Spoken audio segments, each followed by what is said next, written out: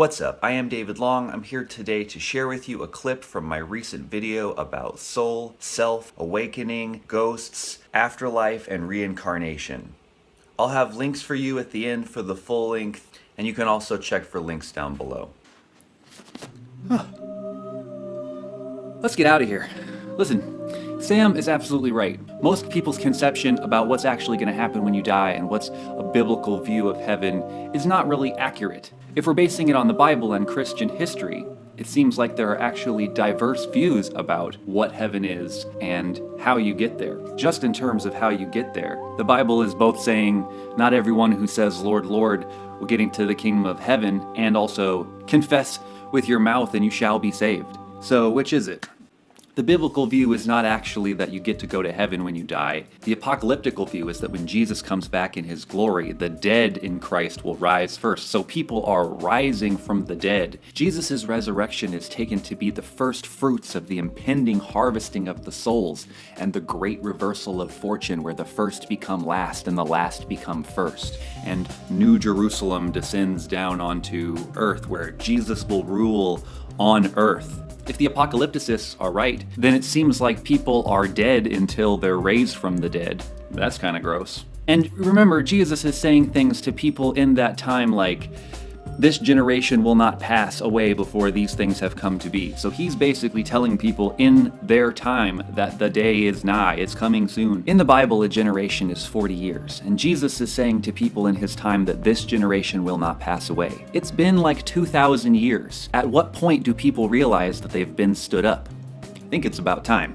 Our literal Christian conceptions of the Bible don't even make sense if you do take the Bible literally. So I don't want to get too much into that. I really like the Gnostic conception of heaven and hell, which is very much like the Buddhist conception of nirvana and samsara. On this view, it's kind of like saying heaven is at-one-ment or atonement. I and the Father are one, or all is one, or all is the blanket. So heaven is when you're seeing the world in that blanket consciousness where we're all one. And then hell or samsara is this separateness, ego, pride, the fall. It's being cut off and separate. It's that victim self. So poetically, there's a lot of value to be had in this. Pretty recently I made a video about the metaphorical interpretation of Christianity and this conception of heaven, and I totally invite you to check it out. Oh yeah, we don't have annotations anymore. Click below, look for links below. Let's now talk about the logical reasons why heaven is a really bad idea. I mean, first and foremost, how are you gonna enjoy heaven knowing so many of your friends are burning in eternal pain and agony and torment for all eternity while you're living it up with your buddies in heaven? Forget that, man. Like, that's most everybody. So most everybody is burning. That is not acceptable to me. Hello, friend. Welcome to I knew it. I knew it. I knew it. I knew it. Oh, I knew it. Heaven. Boom. Here I am because I did it and I knew it. Clouds, check. Gates, check. St. Peter, check. Me, check. I knew it. I knew it. I knew it. I knew it. I knew it. I knew it. I knew it. I knew it. I was good. I was right. And I knew it. Woo! Oh, I knew it. I wanted to do bad, but I knew it would be not good. What do you do with gum? You chew it. I knew it. What's the politically correct term for an Eskimo? I knew it. I knew it. I was only on Earth for 32 years, but I will be judged on that finite time and rewarded in heaven forever. Forever and ever and ever. Forever. Forever. That felt fantastic. This really is heaven. And this gets us into one of my first major problems with this idea is, what are these standards about? I'm old Greg. Kind of reminds me of this scene from Mighty Boosh and Old Greg. God's like, You must love me exactly as I love you. and then you might be like, Well, I don't love you. And to be honest, if anything, I find you slightly pathetic. So deal with that. and then God's like, Maybe I will deal with it. Maybe I'll deal with it the way I dealt with Curly Jefferson. and then most people are like, You know what, Greg? Maybe I was being a bit hasty there when I said I didn't love you. if you're God and you're trying to figure out who gets to go to heaven, what are your standards like? Is it as simple as, doesn't matter what you do or how you live, all you gotta do is say the magic words and you get to get in, and if you don't believe in me and say the magic words, then you don't get to get in? That's so stupid. It has nothing to do with the goodness of the person or the goodness of their life or their intentions or any of that. You could just be born in the wrong place. You could be Hindu and you're gonna burn in fiery torment for all of eternity. Meanwhile, Hitler can be like, oh, I'm sorry, Lord, I meant to be good, on his deathbed, and he gets to go to heaven. That's messed up. What is with these standards? I don't think that there is anything that anybody could do that would be worthy of eternal punishment. That's crazy. How is it that I and so many other people are nicer and smarter than a perfect God? How does that make sense? Well, it's because we're not actually talking about a perfect God. We're talking about Bronze Age men. I mean, if you're an all-loving, all-forgiving God, why not just forgive everybody? Why put conditions on it? If you're gonna forgive people, just forgive people. And if it does have something to do with the quality of character or intentions, why not look at quality of character and intentions? I mean, if you're only looking for people who will blindly follow and do what they're told and conform, then I guess God's standards for heaven are great, because he's got a bunch of conformists who can't think for themselves and will do exactly what they're told. If that's what you think makes a good person, I don't know what is wrong with you. To me, a good person is a mature person who can do the good thing for good reasons. This reminds me of Plato's Euthyphro dilemma, where Plato asks Euthyphro if something is good because God says it's good, or does God say that it's good because it's good? Is good just God's opinion, or is good good because it's good? In which case, you wouldn't need God. Let's also talk about this idea of perfectness and happiness and goodness and nothing bad ever. Well, how are you gonna know what a good day is without having a bad day? What are you gonna do in heaven once you've already done everything a million times? You do them all again? Another million times? Then what? Then what are you gonna do? It's like the idea of singing a one-note song for all eternity with no breaths. That's boring. You know, that one-note song is kind of the song that people think of when they think of heaven. That's kind of funny. Imagine if someone was like, let's write a song. I have the best idea for a song. You know how people are like waiting for that climax, that high note? Let's just do the high note the whole song. That's like what heaven is like. The idea that you could just have only that high note or only the climax. But that high note is only good in the context of all the rest of that. That's what makes that high note special. And also the fact that it doesn't last. Then this idea of perfection and goodness just becomes average. It becomes mundane. It becomes everyday. Because good and bad are relative distinctions. They have to do with better and worse. That's why we have first world problems. Is because in terms of our regular everyday life, when some little stupid bad thing happens, it sucks. But of course, our everyday life is way better than third world people, hence first world problems. Hence, heaven would suck. I want you to really think about this and get it. It is impermanence that makes anything special. It is only the fact that things don't last that make them special. Because if you're gonna have them forever, you take them for granted and they're not really a big deal anymore. Something is only special if it's rare, if it's conditional.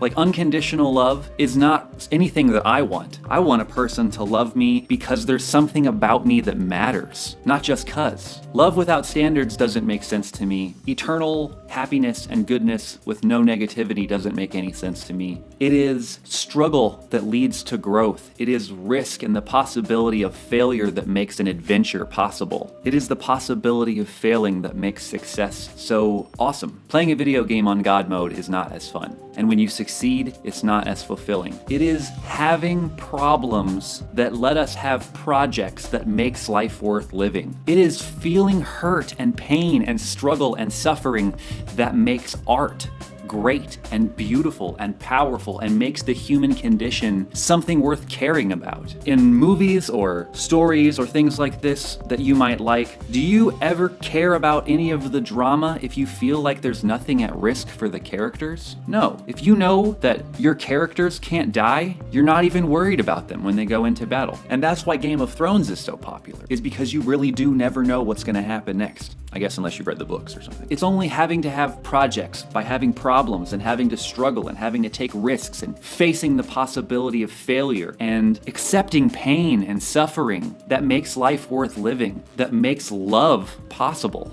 To me, the idea of heaven is childish and revolting.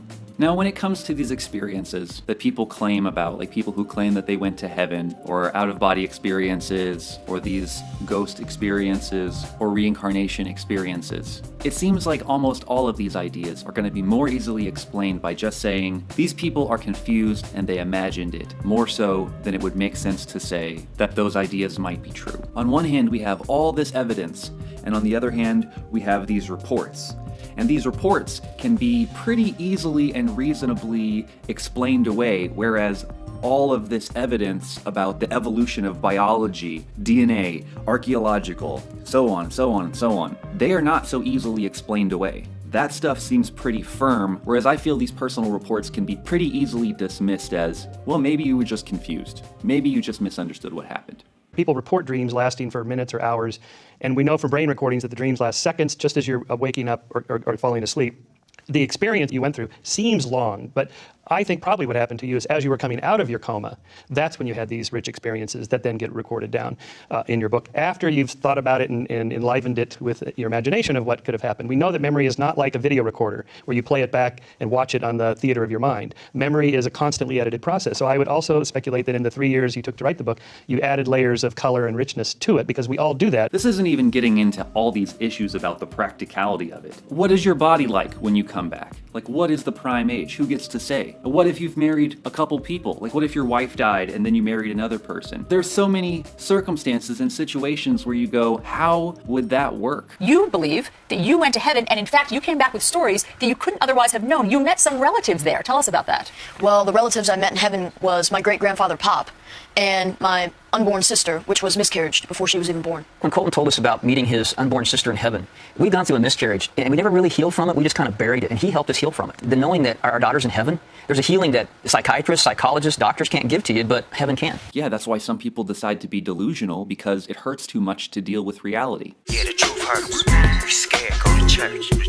But that's not healthy. Lying to yourself to feel better is not the way to go. So this kid actually put out a statement later saying that it wasn't true, that him and his father and his family lied, and it was about money and publicity and all that kind of stuff. His dad's a preacher. In the book where this kid goes to heaven as a 4-year-old, and he's a 4-year-old in heaven, he meets his pop, his grandpa, and his miscarriaged baby sister. Oh my goodness. So he's 4, Pop is an old man, and his miscarried baby sister is what, like a little girl or something? Come on. Seriously? This is how we think their ideal bodies would be? This 4-year-old, this little kid, and this old man? Wouldn't they all be like regular adult-aged people if they were getting their regular healthy heavenly body or something like that? And wait, you're telling me that a miscarried child who was never even born is gonna be in heaven? Like, what constitutes a soul at this point? Do you think it's possible to be haunted by someone who's never even born? So what do I think happens when we die? Well, who dies? We have spent this time deconstructing the self, talking about a bigger concept of who and what we are. The universe really is eternal. The blanket is forever. Your authentic self doesn't die. It just recycles. What happens to David? What happens to my unique self, my body mind? Well, I live on through this video, hopefully a long time. Hopefully a lot of people will see it. Hopefully it will be like a ripple in the pond of eternity that ripples out and out and out, like my influence on you might help you in a way that help you help others. Hopefully my actions all send ripples of goodness throughout the world, and I hopefully will exist in people's minds and on media and in the artifacts that I create. Hopefully that stuff is eternal. My influence is forever. I am a part of history. I'm a part of the blanket forever. Of course, we all know what happens to my body and my mind, the physical being that I am. But what happens to the light when the bulb breaks? What happens to a song when it's over? A lot of people are very afraid of not existing, but I would suggest to you that that will be just as negative and as painful as it was for you when you were not existing before you were born. It might even feel really good to let go of your problems and your body and mind and time and just cease to be. It's not such a bad thing. Of course, it's hard for the people who miss us, but let's not tell them that they're bad for grieving. Let's not make them feel bad like, oh, they're in another better place, when they're gone. And you will never see them again. They're gone. They live on in our hearts, in our minds, in their influence. They live on. But let's not kid ourselves. Let's be real. Let's appreciate the special time that we got to be with them for what it is. I've had a couple dogs that have died, and it's been very hard for me. I've experienced other death in my life as well, but just as a hypothetical. When your dog dies, of course that's a sad day. Of course it's going to be very hard, but you should take a step back and realize that you got to have the time that you got to have with that dog. And that was the time that that dog got. And you should be thankful for all that you did get, instead of upset that we couldn't get more or we couldn't have it forever. I think this is also one of the problems with marriage, is once you think you've locked it down forever and it's just going to be totally fine, that's when a lot of people stop trying. Something about this concept of forever really shuts down the urgency that we all really should be feeling right here and now. We are not guaranteed another day, and then we're gone. Today, the day that we get to have with our partner, with our child. Once today is gone, and it is never coming back. They're growing up, we're all growing up. We all have a very limited time, and we should appreciate it. We should be so grateful for every second that we get. To me, this is the lesson of death. Once you've experienced a little bit of death in your life, you learn to be grateful for what you have and to try to get as much out of every moment of life that you can. Like sometimes Christians say, Pascal's wager or whatever. What if you're wrong? What if I'm wrong? What if you're wrong? If you're wrong and there is no heaven, you just wasted your whole life on a delusion, and it's the only one life you get. Wasted. If I'm wrong, I did not waste my life. I did the best I could do with it. I appreciated every moment of it. And if there is a caring, kind, loving God on the other side of it, he'll recognize what's up. But I think heaven is a stupid idea. I think hell is a horrible idea. I think these ideas are rooted in old school ideas of revenge. Again, goes back to problems of free will and determinism. If you realize that we're all products of our circumstances, some combination of bad ideas, bad genes, bad parents, bad luck, bad environment produces bad outcome. It's only when you blame a soul and say that they have free will and it's all their fault that then you would want to punish them with these ideas of eternal reward or eternal damnation. I think it's a horrible idea. And if anyone can show me one example in the history of the world of a single spiritual person who's been able to show either empirically or logically the existence of a higher power with any consciousness or interest in the human race, or ability to punish or reward humans for their moral choices, or that there is any reason other than fear to believe in any version of an afterlife, I will give you my piano, one of my legs, and my wife. Thanks so much for watching this video. If you enjoyed this, please check out the full-length video and like and subscribe.